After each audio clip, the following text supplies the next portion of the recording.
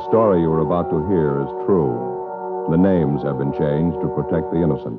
Fatima Cigarettes, king size, extra mild and soothing, brings you Dragnet on both radio and television.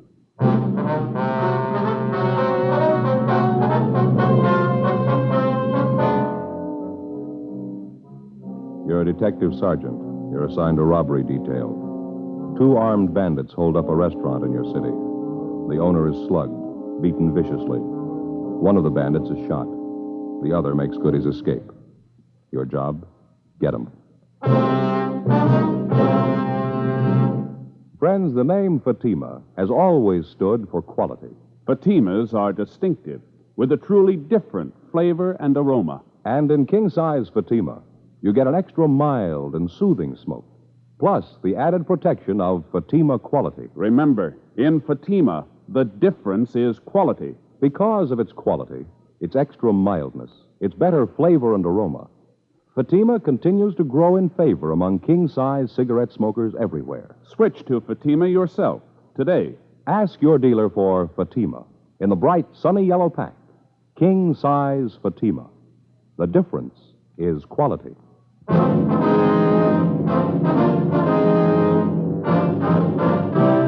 Dragnet, the documented drama of an actual crime. For the next 30 minutes, in cooperation with the Los Angeles Police Department, you will travel step by step on the side of the law through an actual case transcribed from official police files. From beginning to end, from crime to punishment, Dragnet is the story of your police force in action. It was Monday, June 2nd. It was smoggy in Los Angeles. We were working the day watch out of robbery detail. My partner's Frank Smith. The boss is Captain Didion. My name's Friday. It was 7:53 a.m. when I got to room 27A. Robbery detail. Oh, good morning, Joe. Morning, Frank. What's doing? Not too much. How was the weekend? Oh, it was great. I hated to come back. It's sure nice up there. Where'd you go? Same place? Yeah, Lake Mary. You remember Don Camp House up there, don't you? Yeah, sure. He said to say hello. Fishing's real great up there. You ought to try and make it next month or so if you can. Fat chance. Well, what's the matter? The in-laws are loose again. They're coming down for a visit. Never stay less than a month. That'll take care of my vacation. That's too bad. Why don't you say something to the wife? What's the use? Why start an argument? I don't know what you mean. Well, what do we got here? Anything hot? Yeah, this one here. Hold up and slugging. Cafe down on South Hill. Radio car boys jumped him. Shot one of them. The other one got away. We identified yet? Yeah, the one who was shot, Benny Ashford. Record long as your arm. Graduate from Folsom. Some of them never learn. How about the number 2 man? Don't know. They tried to talk to this Ashford last night. He wouldn't tell them anything. I called the hospital just before you came in. They operated on the guy 6 o'clock this morning. You're going to call as soon as he's able to talk. It's going to be a couple days at least. Mm-hmm. How much they get? Here's a crime report. Thank you. You talked to the victims yet? No, not yet. It's a fair night's work, isn't it? $805 in cash, man's diamond signet ring, estimated value of $1,500. 17 stitches in the victim's scalp, slugged with a revolver, huh? Must have meant business. Lousy thing. They didn't have to slug him. He couldn't put up much of a fight anyway, 68 years old. No other witnesses, huh? No. Just the owner, his wife, the bartender? That's all they have listed, yeah. Did you phone the victims yet? No, I was just going to when you came in. 2 phone numbers for them. They're both listed there. Yeah, I see. Why don't you finish up with the day book here, and I'll give him a call, all right? Okay, fine.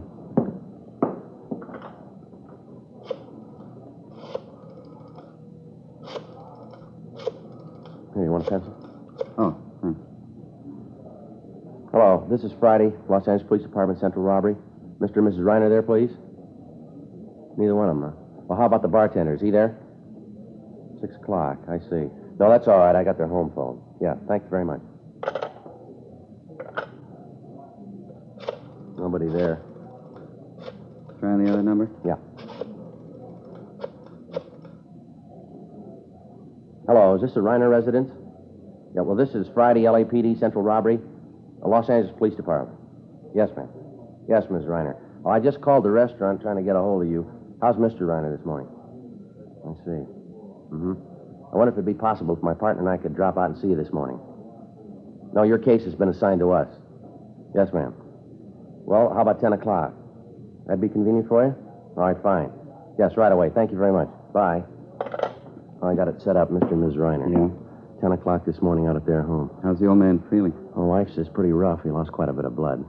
Big shock for an old man. That's too bad. She says he's still pretty hazy, but we can talk to him. One thing he remembers pretty well, though. Yeah? The face of the man who slugged him. 8:20 a.m. We finished making up the day book, and then we went over to the main jail to interview 2 other robbery suspects who'd been booked in over the weekend. We completed our 5:10 reports on them, and then we got in the car and drove out to the Westchester district to talk to the victims of the cafe holdup the night before, Mr. and Mrs. William Reiner. 9:55 a.m. We arrived at the Reiner home, and a small, gray-haired woman answered the door and asked us in. She identified herself as Mrs. Reiner. Come right into the living room, officers, and make yourselves to home. All right, ma'am. Thank you. You go ahead, I hope you'll excuse the way the house looks. Everything's all upset. I haven't had a chance to do any picking up. It's perfectly all right, ma'am. We understand. I was up with my husband half the night. Head hurt him something terrible. It was almost 6 in the morning before he got to sleep. I hope this is enough to make up his mind for him. How do you mean, Mrs. Reiner? About selling the place. I've been after him for months to get rid of it. Business like that's for younger people. We're getting too old to keep it up. Besides, the doctor's been telling William he needs more rest, less worry. I see. Well, how's your husband feeling now, ma'am? Oh, not so well. He lost so much blood and his head's so sore. He's taking a nap right now. I expect he'll be awake in a few minutes.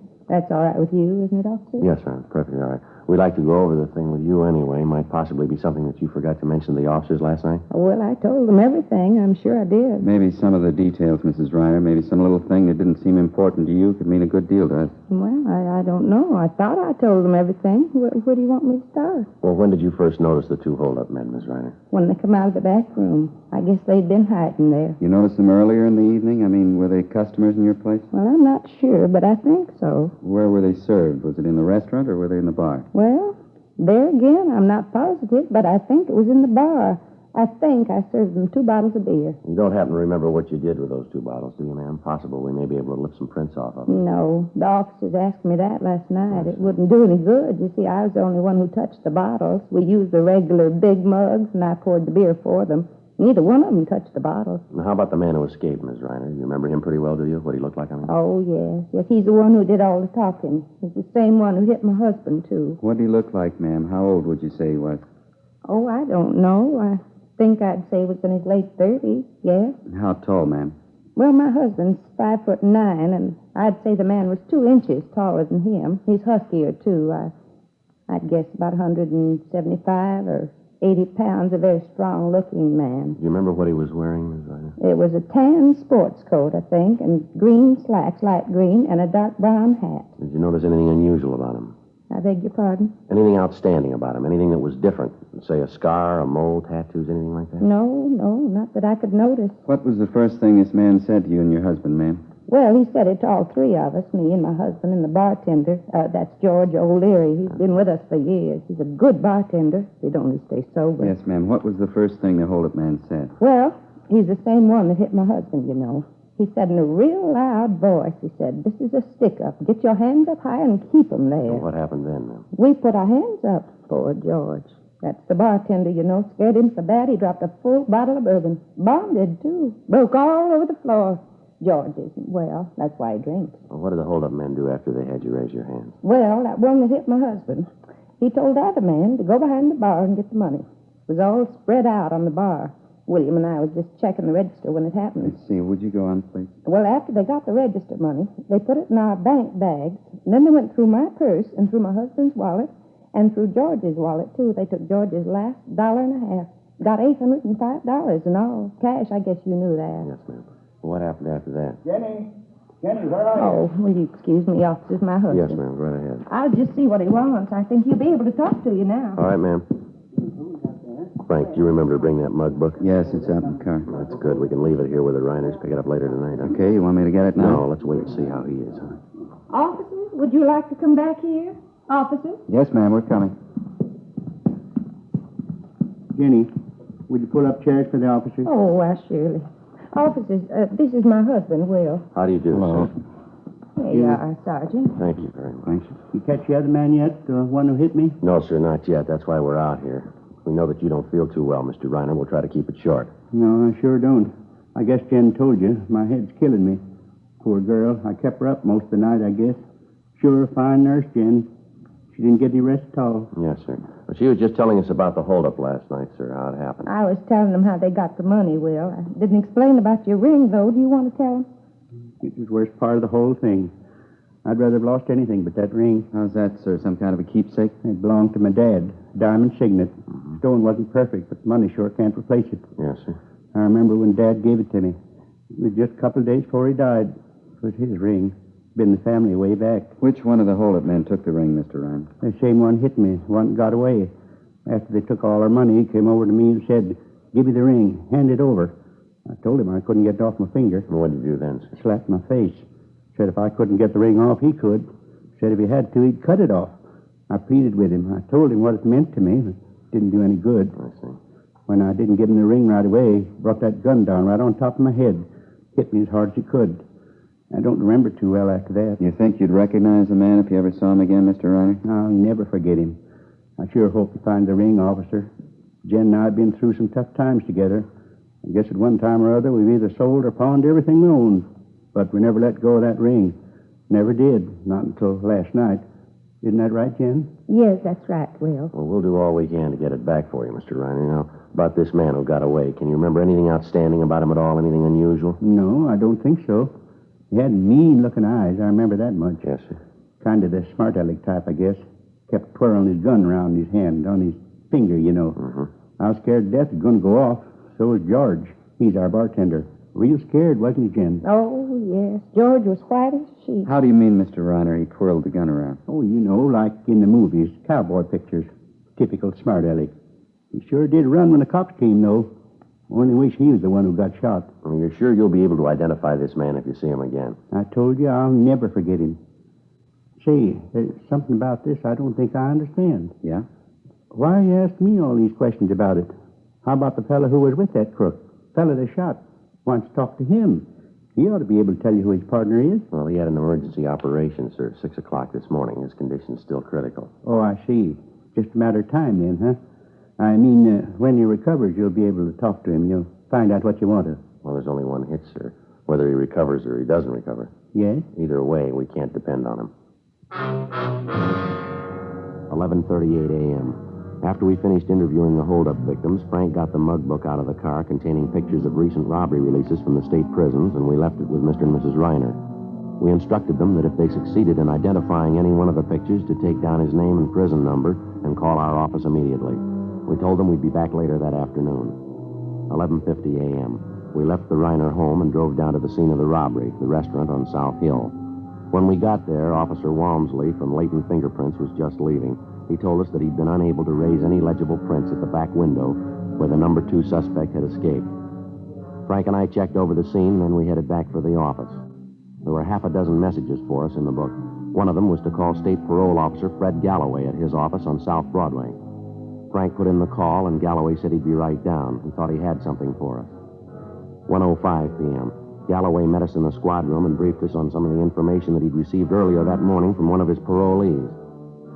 It concerned the wife of a former holdup man who now was wanted by Galloway for violation of parole.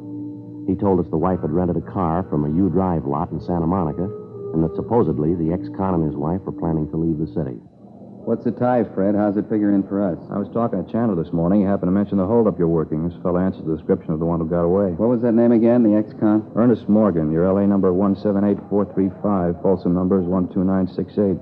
Reason I got pepped on is the thief could have hurt his leg jumping out of the back window of the bar. You figure he could have? Yeah, easily. It's a good 35-foot drop. Why, Fred? Well, my informant says this Ernie Morgan has a bum foot. Hurt it so bad he can hardly walk on it. Says he saw Morgan day before yesterday. His leg was all right then. Sounds like a good one to get off the street, huh? What do you say we check his package? Good idea. Your informant say who this Morgan's been running with, Fred? He said he didn't know. He thinks he plays it alone, more or less. Go ahead, Fred. You contact the U-Drive lot, Fred, and get the dope on the car? Yeah. Didn't want to put the teletype on until I was sure. One of the fellows from our office had to make a call out that way. They're taking a mugshot of Morgan's wife out there to see if the U-Drive clerk can give him an ident on her. She got a record? Well, she's never done any time. She did a couple of pinches with him. Never could make her on anything, though. I'll pull the package. All right, fine, Fred. How about your victims, Joe? They any good? Yeah, they claim they can identify the man. I don't think we'll have any trouble there. How about this informant of yours? You know where we can locate the Morgans? No, not now. According to him, Morgan and his wife left town about 9 this morning. He thinks he might get a line of where they're headed, though. Well, how come your informant knows so much about Morgan? You run with him? No, he sold with him up at the joint. Fred, Joe, you want to have a look? Yeah. Here's the package, his mugshot. Is this your Ernie Morgan, Fred? Yeah, that's him. Good picture? Yeah, it looks just like him. The description, Joe. Got everything right down the line. Yeah. Check this right here. habits and characteristics. Yeah, looks like it, doesn't it? What's that? He likes to twirl a gun in his hand. 1:52 p.m. We placed Ernest Morgan's picture in an envelope along with 24 other mug shots, and then we put in a call to Mr. and Mrs. Reiner, told them we were coming out to see them. They told us that so far neither one of them had been able to identify any of the pictures in the mug book that we'd left with them. Fred Galloway went back to his office, and we told him we'd notify him the minute we got a positive identification. 2:25 p.m. We drove back to the Reiner home. The old man was still in bed. Been all the way through this book of yours, officer. Couldn't find one who looked like the man, could we, Jen? No, his picture's not in there, Sergeant. We're sure of that. I see. Well, we've got some more of them here, folks. I'd like to have you look through them if you don't mind. See if you can identify one of them. Yes, all right. Jen, would you fix this pillow back here for me, please? Oh, yes, of course, dear. There. There you are. Thank you. You see any picture in the book that resembled the man at all, sir? No, I didn't. None of them. Wasn't one who looked like him. Well, here you are. See if any of these pictures look familiar to you. Thank you, sir. Jen, you want to sit here by me? We can see them together. Yeah, all right, Will. Let's see now. Oh, my, look at this one, Will. Doesn't he look like a mean one? Hey, look at this one, Jen. Look at him. Think he's a college graduate, wouldn't you? Oh, my, yeah. Officer, this young man here, what did he do? Let me see that, ma'am. Oh, yeah, it's Marty Lee, hold up and murder, Miss Reiner. Shot and killed an elderly lady. She ran a candy store. Oh, my, can you feature that? Such a clean-looking boy. Never believe, would you, Will? Takes all kinds, I guess. Let's see now. No. Let me see, Will. Oh, no, that's not him. No, we've been through these already. Have you some more, officer? No, that's all, Mr. Reiner. You sure the hold-up man's picture isn't in there? No, sir. I looked at them all pretty carefully. I didn't see him. Did you, Jen? No, I didn't see him. Was his picture supposed to be in here? Well, we thought so, ma'am. Let's see. Here, how about this one? Does he look familiar to you? Jen? No, I don't know. Maybe not. We serve so many people every night. Are you folks sure you'll recognize the hold-up man when you see him? Oh, yes. Of course, yes. Well, just one more question here, Mr. Reiner. Yes? Now, are you absolutely sure this is not the man who held you up and slugged you last night? Yes, I'm sure. That's not the man.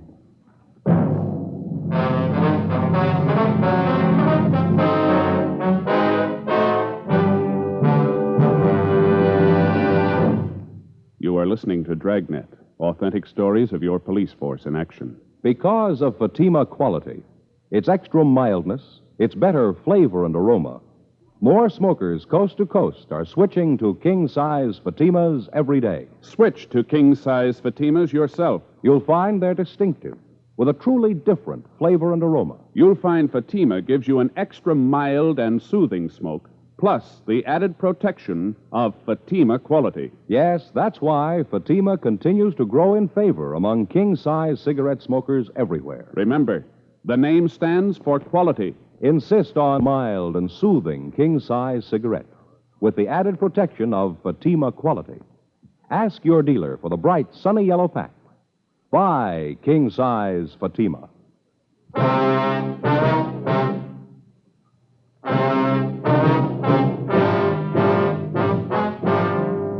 Monday, June 2nd, 2:45 p.m. After the victims, Mr. and Mrs. Reiner, failed to identify Ernest Morgan as the robbery suspect, Frank and I got in the car and drove back to the office. Neither one of us had anything to say. Just at the moment we figured that we had the suspect positively identified, the victims themselves had contradicted what we thought was definitely the answer to the case. It wasn't by any means a news story. One of the first lessons a working detective learns is to keep an open mind, regardless of how incriminating the circumstances first appear to be. The big fallacy of a detective being too sure too soon is based, for the most part, on the failure to recognize that police work means human beings dealing with human beings. So instead of going by the usual odds, the human margin for error is doubled. Frank and I didn't have too clear an idea of how or why it came about, but suddenly we found ourselves farther away from the solution of the case than before we started. 3:10 p.m. Lousy day, huh? Yeah, sure. 10 after 3. Feel like I haven't slept for 2 days. Yeah, I know what you mean. Pretty hard to figure, isn't it? Sure hope the wife did the washing today. Why? She won't feel much like talking. I sure don't. Well, let's check the book, huh? Yeah, I'll do it. A couple of phone calls, Joe. One from the hospital, prison ward. What do they want? Our number one suspect, Ashford, he's doing better than they figured. Be available for interview tomorrow morning. Lucky thief, huh? Was a cop, he would have died. Another message. It's from Galloway. Wants us to call him. It's still the Madison number? Yeah. Want the pad? Oh, yeah, please. There you go. Adult parole, please, men. Thank you. Fred Galloway, please. Smith, robbery, LAPD. Thanks. Hi, Fred. Frank Smith. Uh-huh. Yeah, that's right. He's sure about that? Uh-huh, sure doesn't figure. No, I didn't mean a thing to him, yeah. Okay. Right, thanks, Fred. It's got me, Joe. Why, what's the matter? Galloway got the report back from that U-Drive lot, place where Morgan's wife rented that car. Mm-hmm. They identified her as the woman who rented that car. She offered him a deal. She didn't want to leave a cash deposit for the car. Well, what'd she offer? Man's ring, diamond signet. After we got the word from State Parole Officer Fred Galloway, we got out a broadcast and an APB, in addition to those we already had out. We requested that the rented car and the occupants be held for questioning in connection with the robbery of Reiner's Cafe the night before. If a man's diamond signet ring was found in possession of the occupants or in the car, it was to be booked as evidence. The following morning, Frank and I interviewed our number one suspect, Benny Ashford, in Ward 13,400 at General Hospital Prison Ward. Because he had the idea his partner had run out on him and taken the money with him, that he'd let him down, Ashford was in a fairly cooperative mood. After talking with him for a little more than 20 minutes, he named Ernest Morgan and identified his mugshot as his companion in the robbery of Reiner's Cafe. He also told us the holdup was Morgan's idea and that Morgan had told him the job would be a pushover. We asked him where he thought we might locate Morgan, and he told us our best bet was Las Vegas, Nevada. Supposedly, Morgan had a good friend in Las Vegas, an ex-con by the name of Harry Breen. Frank and I went back to the office where we met with Inspector Farnan and Captain Didion. At 1:30 that afternoon, according to instructions, Frank and I signed out a trip car and headed out U.S. Highway 91 for Las Vegas. We checked in at the Las Vegas Police Department a few minutes before 8:30 that night. The alleged friend of the suspect, Morgan, Harry Breen, had already been taken into custody by Las Vegas officers on the request of Captain Didion. We began questioning Breen, and he readily admitted that he was acquainted with Morgan. All right, how long ago did you see Morgan? I don't know, this afternoon sometime. About hours in an afternoon. When did you see him? What are you so excited about? What did he do, commit a murder? Now, look, Breen, how much time do you owe the state? What's that got to do We with it? didn't drive all the way up here just to pass the time of day with you. You know he's hot. If you want to cover for him, you can serve his time. Look, I don't get it. I'm not his keeper. If you want him, find I him. bet we're going to find him if we have to walk all over you to do it. When the two of you are up doing time, you can figure it out for yourselves. The trouble with you cops, once a guy does time, you can't leave him alone. I've been leveling since I got out. I've been carrying a lunch pail every day. All right, now look, Breen, who do you think you're giving a snow job? We've been kidded by experts. You're not giving us anything new. We didn't send Morgan up to see you. If you're so lily-white, how come Morgan got in touch with you? All right, I'll tell you. You're as bad right now as the day they locked the gate on you. You're never sorry for what you've done. You just moan because they caught you. Save that act for the jury, Breen. We're not going to buy it. Now, what about it? Where is he? Wait a minute, huh? What are you so sore at me for? I didn't rob anybody. Who said you did? You must have been talking to Morgan. All right, I have. I told you I talked to him. He came around this afternoon. Now, get off my back. What do you want? He's hot. He wanted to cool off. Where's he now? I don't know. Well, look, how should I know? He came around with his wife, asked for a favor. I couldn't do it. I just got married. My wife's a square. I told her about it. She wouldn't go for it. The guy's a big crybaby anyway, trying to tell me how we ought to stick together. He's never done a favor for me. You see the car he was driving, Breen? Yeah, convertible coupe, Packard. California plate. How'd you notice? You got the license number? No, he asked me where he could get some cold plates. I figured it was hot. You get him any plates? Look, I wouldn't know where to get them. I already told you. I've been leveling ever since I got out. There's no use kidding. I couldn't do any more time. I'm too old. One more trip and I'm through. I'm really through. I got a good wife. She works every day. I don't want to lose that. All right, Breen. You take your choice. What do you mean? Who do you like the best, Morgan or your wife? What about it? All right, you got it. The suspect's friend, Harry Breen, went on to admit that during the conversations he'd had with Ernest Morgan that afternoon, Morgan had told him that he and his wife were going to San Francisco. There, supposedly, they would contact a man by the name of Beggar Harrison, who operated a restaurant out by Hunter's Point. He said the Morgans had told him that they planned on driving at night only to lessen the chances of the police spotting their car. We immediately got in touch with Inspector George Haig of the San Francisco Police Department and notified him of the latest developments in the case. He told us he'd read our teletypes and said that he'd placed the restaurant operated by Beggar Harrison under immediate surveillance. We told him we'd leave early the next morning for San Francisco after we'd gotten a few hours' sleep. Before we turned in, we got off a teletype to Captain Didion, bringing him up to date on what had happened and what our plans were. The next morning at 6:30, Frank and I left Las Vegas for San Francisco. A few minutes after 7 o'clock that night, we checked in at the San Francisco Hall of Justice at Washington and Kearny Streets. Inspector Haig was waiting for us. He informed us Harrison's restaurant out at Hunter's Point was still being covered, but so far, Morgan and his wife had failed to put in an appearance. Along with Inspector Haig, Frank and I drove out to the restaurant and joined the detail that had the place under surveillance. 9:05 p.m., no sign of the suspects. 10 p.m., 10:30, 11 o'clock, midnight, still no sign. We waited. How about this fog? I sure wish I brought my top coat. I'm freezing. Yeah, if they don't show pretty soon, we're going to have to pull in closer. I can hardly see the door to the restaurant over there. Smell that hot coffee. Sure could use a cup right now. Look at that fog out there, Frank. Can't tell where the bay leaves off and the fog begins. Wait a minute, Joe. Yeah? Car pulling up. Convertible. Yeah. Packard. Wait till they get in the light. We can see him better. The man getting out, heading for the restaurant. Yeah, it looks like him. Come on. Yeah. Somebody else in the car. It's a woman. Haig's got it covered. George is with him. All right, let's hustle it. Come on. Passing under the light. It's him, Joe. Yeah. All right, hold it. Right where you are, police officers. What's the matter? What do you want? All right, hands up in front of you. Get them up high. All right, I got him up. What's it all about? What's the trouble? Frank, you want to shake him? Yeah. Come on, keep those hands up and stand still. I'm standing still. Is this a shakedown or what? I haven't done anything. Nothing doing, Joe. Clean. His hands aren't. Your right hand, mister. Let's have a look at it. All right. Still don't get this. There, what about it? That ring on your finger. Where'd you get that? It's mine. Why? I had it a long time. Diamond Signet, a little big for you, isn't it? Doesn't quite fit. What are you getting at? What's my ring got to do with it? Where'd you get it? Crap game. I won it in a crap game. It's down in Las Vegas. I won a gambling. Is that right? Yeah, a bunch of guys up in a hotel room shooting a little crap. Just a gamble I won. Sure of that, are you? Of course I'm sure. Just a crap game. I took a gamble I won. No, you're half right, mister. Yeah? You gambled, but you didn't win.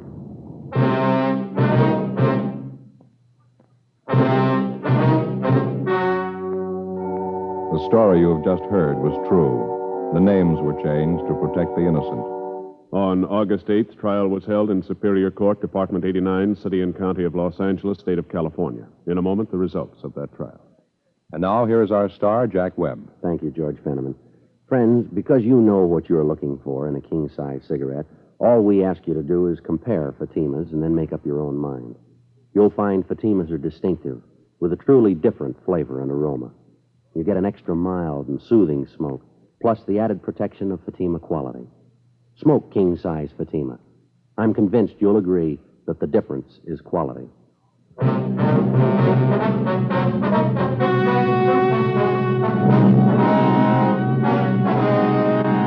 Ernest Harold Morgan was tried and convicted of robbery in the first degree, along with his accomplice, Benjamin Ashford. Ernest Morgan's wife was tried for conspiracy to commit robbery and found not guilty. Robbery in the first degree is punishable by imprisonment in the state penitentiary from 5 years to life. Ladies and gentlemen, when you buy defense bonds, you help build your own future security. You also become a partner with Uncle Sam in building America's security. Buy your bond today.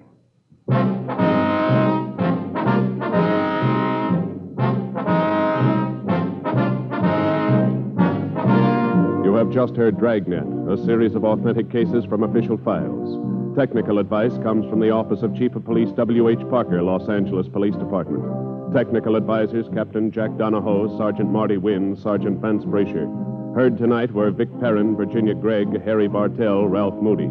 Script by Jim Moser. Music by Walter Schumann. Hal Gibney speaking.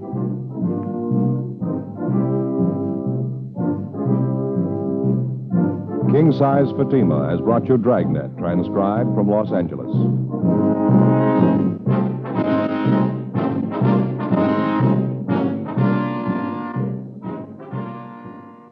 This is NBC, the national broadcasting company.